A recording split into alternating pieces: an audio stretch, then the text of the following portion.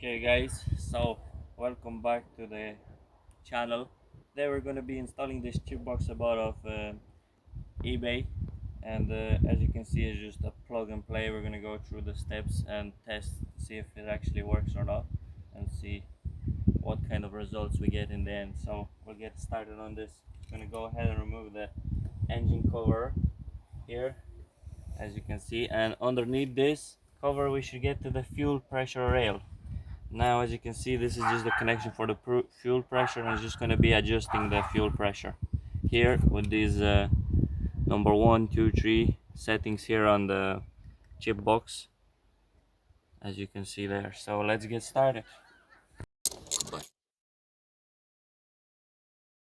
We just went ahead and removed the bolts from this cover, 4 bolts here, size 8mm socket, and pop this right off. Easy. Right, that's it. Oh man. Okay guys, so we're going ahead to remove the fuel pressure sensor here, and we're just gonna connect this back to the fuel pressure, and the sensor connect to this, and this gives the electricity to the power box here. Yeah. And this feeds back to the fuel pressure here. Let's do this. That's it. Let's do it.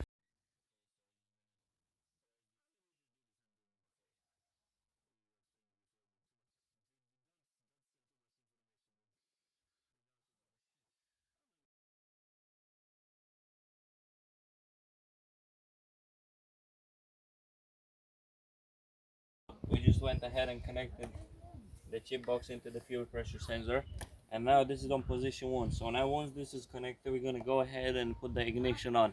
We're going to wait for this light to come on green. And